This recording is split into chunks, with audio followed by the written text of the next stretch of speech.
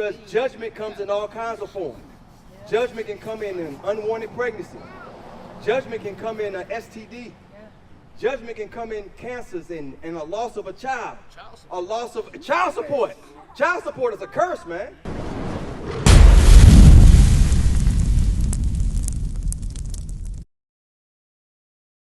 We're reading the Holy Scripture. God says to marry because judgment comes in all kinds of forms. Judgment can come in an unwanted pregnancy. Judgment can come in an STD. Judgment can come in cancers and a loss of a child. A loss of child support. Child support is a curse, man. You understand? You know, a lot of women just want the child. They want you to be the sperm donor. Okay? No offense against you, sister, but you know, that's how the sisters are able to stay in these places. If the man is not in the house, I don't even stay right? The man can't be in the house over here with a woman in order for them to get the assistance, the government assistance. And the more kids they have, the more government assistance they get. That's a curse. It is. We shouldn't be comfortable living like that. God didn't raise us to be like that. God raised us to be kings and princesses. You understand? Give me 1 Corinthians 7:2. So this is what God requires. Take your hat off when the scripture's coming out, to understand the order that the man is the head of the household, okay? That Christ is Christ is man's head, and Christ got a head, which is God. Christ got to listen to what God tell him to do. That's his father. So he has to listen to what his father says. We have to listen to what Christ says, and the woman has to listen to what the man says. Right? It's too many women running the household. This is why our young men are effeminate. Our young men are in jail. Our young men are doing all kinds of wicked stuff. Black on black crime, stealing, killing, dead, because there's no father in the house, David. And the family structure has to come back into the community. All right? 1 Corinthians 7:2, read. 1 Corinthians chapter 7 and verse 2. Come on. Nevertheless, to avoid fornication. So to avoid fornication, David.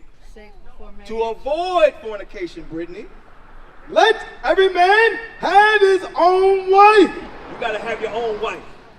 You shouldn't be sleeping around with this sister, this sister, this sister. I'm not saying you're doing that. But the sister that you're with now, if you're doing that, then you're making her a whoremonger. You're turning yourself, you know, you're making her a whore, you turn yourself to a whoremonger. All right? So, read it again. Nevertheless, to avoid fornication. To avoid the judgment, to avoid God's judgment, because he can judge you today, because you're hearing the word now. Now you're hearing it. So now you got to go home and think about this thing now. What do I need to do? This is serious business right here, bro. You understand? This is serious, man. This ain't no gameplay. Come on. Let every man have his own wife. Own wife. Not multiple wives. One wife. Read. And let every woman. And let every woman, Brittany, have her own husband. You have your own husband. He better be my Your husband. own husband. Not nobody else's I husband. done been with that man 10 years. Marry that man then. Yes, sir. Marry that man. You understand? Marry that sister. You know, there's a process you have to go through. You can't do it tomorrow, but there's a process. Marry him, okay? Let your son grow up knowing that I have a daddy in the house.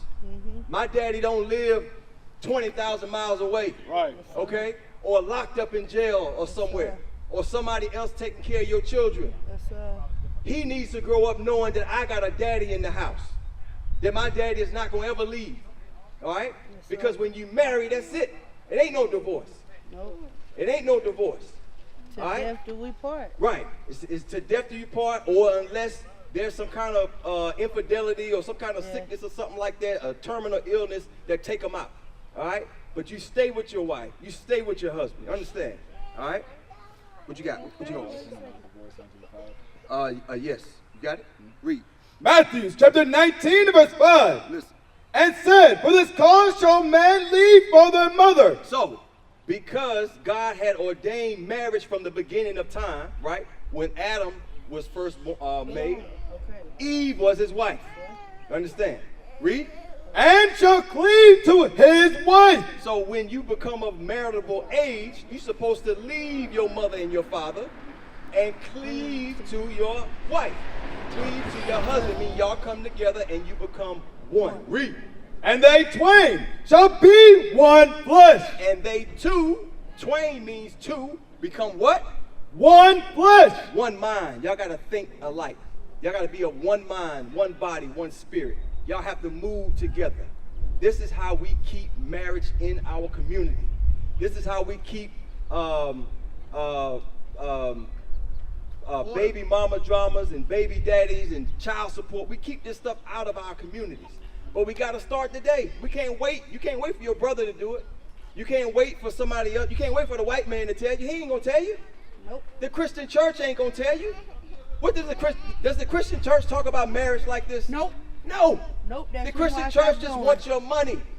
They want your tithes. They want your time. Okay? They don't want you to get Pick that married. up. What's that, Glenn? Because the Christian church, turn this sign around for me. The Christian church is man-made. It's a man-made religion. This is the Christian church right here. The Christian church, this is man-made religion, right? John Smith, he's the originator, or he created the Baptist church. Joseph Smith, he instituted the Mormon faith. Ellen G. White, he's Seventh-day Adventist. Charles Russell, Jehovah Witness, and Charles Parham, Pentecostal. These are all white men. That's not even in the Bible. Read. That's not even in the Bible. What? Go ahead. That's not in the Bible. These are man-made religions. Christian, Baptist, Catholic, Pentecostal. It's all garbage. They're not teaching that Christ is the black man according to the Bible. They're not teaching that the white man is the devil. They're not teaching that salvation is only for Israel, David. All right? Salvation is only for you, but you can only get it if you're keeping the commandments. All right? Give me Acts 5:29. Read. All right? So listen. There's a requirement, right? I went over a couple of requirements for you. Taking your hat off. Have you gone? Do you know about the Sabbath day? Sunday. Sabbath day. You said Sunday. Okay. So you're telling me that you hadn't heard about the Sabbath day. All right. So today is Saturday. Oh, Saturday. Saturday, right? Today is Saturday. Saturday in Spanish means Sabbath. Okay? Sábado. All right? It means that, give me that. Yeah, let's skip that. Let's go to the Sabbath. Let's go to Exodus 20. All right? So God gave us 7 days, right? We got 7 days in a week. When is the first day of the week? Monday. Sunday. The first day of the week is what? Sunday. Sunday. So why do we go to church on the 7th day, which is Sunday? Why do we go to church on Sunday? That's the day we're supposed to rest, right? Is it the first? What day are we supposed to rest? The 7th day or the 6th day? 7. The 7th day. When is the 7th day? If Monday is the first day, right? Monday, Tuesday, Wednesday, Thursday, Friday, Saturday. Okay. All right? So you got Sunday, Monday, Tuesday, Wednesday, Thursday, Friday, Saturday is the 7th day. Give me Exodus 20. Exodus chapter 20, verse 8. Read. Remember the Sabbath day to keep it holy. So, Brittany, David, we have to remember today. Today is the Sabbath day. We got to keep it holy. Holy means separate from all the other days. We have to treat Saturday as a separate day from Sunday, Monday, Tuesday, Wednesday. We have to keep it holy. There are certain things that we have to do on the Sabbath day. For instance, read. 6 days shalt thou labor and do all thy work. So 6 days, God is giving you 6 days to do all your labor, do all your work, do all your cooking, do all your cleaning. Right? Read. But the 7th day But on the 7th day is the Sabbath of the Lord thy God. In it thou shalt not do any work. you shouldn't be working on the Sabbath day. You shouldn't be doing no servile work for nobody on the Sabbath day, which is Saturday. Understand? Read. Thou nor thy son Nor your son. If you got a son living in the house with you, he shouldn't be working on the Sabbath day. Read. nor thy daughter, Nor your daughter should be working on the Sabbath day. Right? Read. thy manservant, nor thy maidservant, nor thy cattle, nor thy stranger that is within thy gates. Right. Nobody should be working on the Sabbath day. So that is the first stipulation of keeping the Sabbath. All right? To keep it holy. Now, give me buying and selling. Give me Nehemiah 10. All right? So listen, there's another stipulation for the Sabbath day. Brittany, are you listening? Yes, sir. So what can you not do on the Sabbath? Can't do nothing. Can't work. Right? We read the scriptures. You can't do no servile work on the Sabbath day, right? And you got to keep it holy. You got to keep it separate from all the other Praise. days. You do all your work the 6 days, but on the 7th day, You praise. chill, you rest. All right? And we're going to go into some other things you got to do on the Sabbath day. Read. Nehemiah chapter 10 verse 31. Read. And if the people of the land bring ware or any victuals on the Sabbath day to sell, that we would not buy it of them on the Sabbath or on the holy day.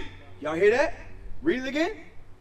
And if the people of the land bring ware or any victuals on the Sabbath day to sell. So they were buying, so they were bringing wet. So Nehemiah is saying if on the Sabbath day people bring things to sell, like at the marketplace, that we shouldn't buy it. The Israelites shouldn't buy any victuals, any food, anything on the Sabbath day. Read. That we would not buy it of them on the Sabbath or on the holy day. So any high holy day that we have, like Passover and Pentecost, we're not supposed to be buying and selling on that day. Again, going back to Exodus, 6 days God gave you that time to buy and sell. He gave you that time to work. All right? Now there's another thing that you must do on the Sabbath day. All right? So we got working, no buying and selling. All right? A lot of people find that hard to do. Just buy and sell Monday through Sunday. Sunday through Friday. All right? Till sundown. Saturday is dedicated to the Most High. Understand? Read. 23. Cooking. Exodus chapter 16 verse 23. Watch this. And he said unto them, this is that which the Lord had said. Tomorrow is the rest of the holy Sabbath. So he's speaking on a Friday. He said tomorrow is the holy Sabbath, right? Which is today. Read. Unto the Lord. Bake that which you will bake today. So cook what you gonna cook today on Friday. Cook what you gonna cook. Read. And seethe that you will seethe. And that which remaineth over lay up for you to be kept until the morning. So what the Bible is saying is that cook what you gonna cook on Friday, and then on Saturday you eat the leftovers. You understand what I'm saying? Eat cold foods. You can eat a bowl of cereal, a sandwich, salad, something cold. But God don't even want you cooking on the Sabbath day, David. You understand? He don't want you cooking on the Sabbath day. He said cook all your meals on Friday, and then Saturday just eat the leftovers until sundown. You follow me? This is why we out of course. The whole earth is out of course right now because we have forgotten the Sabbath day. That's why God says remember the Sabbath day to keep it holy. We got to remember because we forgot it, David. We forgot it. Our parents forgot it. Our great-grandparents forgot it. And we were misled by the slave master because they didn't want us to know our God and our history and our custom and our inheritance. They didn't want us to know that. But God sent these men in purple, the prophets, back on the earth to tell you and to show you his word and how we have to gain the kingdom. We all want to gain the kingdom, man. We don't want to burn in eternal fire. We want to get the kingdom. But we got to keep these little commandments, all right? Give me Hebrews 10:25, forsaking the assembly. So listen, give me what we cannot do on the Sabbath day, Brittany. I just want to make sure you with me. Can't cook. No cooking. No cleaning. No cleaning. And your kids, if you have boys, they're supposed to sit out and rest too. Yeah, everybody got to rest, right? No buying and selling, right? But here's the key. Here's the key. I got one more thing for you. Read. Hebrews chapter 10 verse 25. Come on. Not forsaking the assembling of ourselves together. Not forsaking the assembly of ourselves together, meaning that we have to gather together on the Sabbath day. Like when we leave here, we're going to the school, and all of us and our families, our wives, our kids, our husbands, our aunts and uncles, everybody gonna be at the school, congregated. So you can't forsake the assembly. You got to assemble with your people on the Sabbath day, okay? We want to see you at the school, David. Brittany, we want to see you and your son at the school. All right? Right there on Holly? On Linwood. 2700 Linwood. Come visit us. All right? Come learn about your history. What's it close to? It's 10 minutes away. It's on Linwood. Can somebody tell her the direction to the school? Read. Not forsaking the assembling of ourselves together, as the manner of some is, but exhorting one another, and so much the more as he sees the day approaching. David, you about to leave me? Yeah, I'm about You to about to leave out? Listen, David, you got to keep the commandments. Keep the commandments. 10 I'll and 12. stay closer Yep. to y'all. Let's finish Deuteronomy 10 and 12 out real quick, because these are the requirements, all right? These are the requirements. Listen, you got to keep these. Don't let this go in one ear and out the other, because you're being marked today, David. I can tell you listening. You've been here all day. Huh? Okay, let's get it. 10, 12 first. Yep, let's do 10 and 12 first. Read. Deuteronomy chapter 10, verse 12. And now, Israel, what doeth the Lord thy God require of thee? So here's another requirement, okay? We got the requirement for the man with the hat. We're going to read a requirement for you, sister. Read. But to fear the Lord thy God, To fear God means to keep the commandments, right? to walk in all his ways, To walk in all his ways means to keep the commandments. Read. and to love him, And to love him means to keep the commandments. Come on. and to serve the Lord thy God with all thy heart and with all thy soul, Right. to keep the commandments of the Lord and his statutes. Give me Deuteronomy 22 and 5. So this is another commandment for you, Sister Brittany. All right? Read. Deuteronomy chapter 22, verse 5. Come on up, Brittany. The woman shall not wear that which pertaineth unto a man. Read that again. The woman shall not wear that which pertaineth unto a man. So the Bible, not me, Brittany, the Bible says that a woman should not wear that which pertaineth unto a man. So what do men wear that women should not wear? Shorts and what else? Pants. You knew that. You already knew that. Did you know that? Women shouldn't wear pants. We should Pant- wear listen. dresses or skirts. You should wear, exactly, the zipper on your pants. What is it for? Hands in place. For the zipper, not the button, the Oh, zipper. To use the restroom, right? yeah. Why would a woman need pants with a zipper on it? I don't know. Exactly. Nobody knows. They should be wearing pants. Pants are for men, right? Read. The woman Listen. shall not wear that which pertaineth unto a man. Read. Neither shall a man put on a woman's garment. Just like you. What the hell you doing with a skirt on? Why would you wear a skirt? Right, it's cross-dressing. Right. Men shouldn't wear dresses.